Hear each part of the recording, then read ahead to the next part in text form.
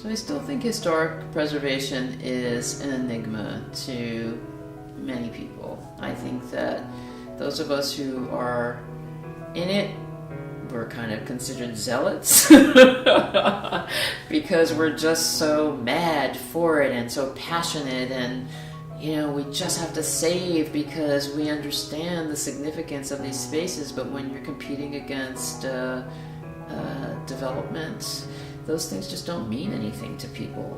With regard to what gets preserved, it's a matter of who's got the power, who's got the money, and who's got the biggest fight and the ability to persevere to make sure that these spaces are indeed landmarked.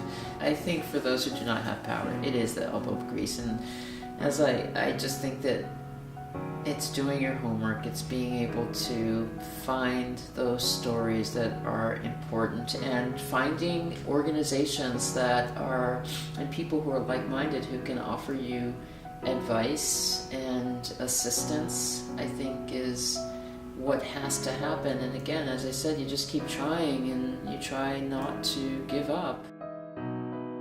I've always said the first thing you have to do is organize yourself in the least possible way if you can't organize it in the best possible way.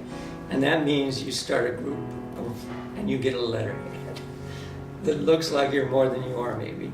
But you get a masthead, you get a group of people, hopefully enough to fill out a list of officers, and as many as you can get like that helps you build your credibility with what your number one thing to do. And it's not to go to the Landmarks Preservation Commission first.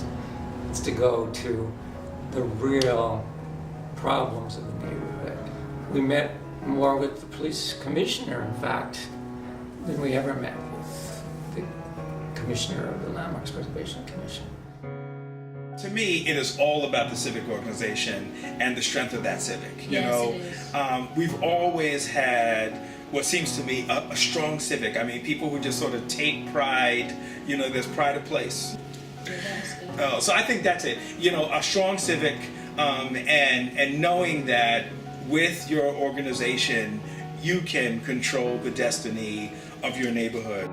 You form a community, your committee, you enlarge it as best you can, you make it seem bigger than it is, you bring in as many important names as you can, and you write letters. Letter writing, the phone tree, all of that stuff. We have to bring it all back and just be not a nuisance, but vigilant, and just live it, sleep it, drink it, eat it, talk it up, talk to the wall, talk to everybody, because you never know who you're going to bump into who might be able to support your cause and take it on.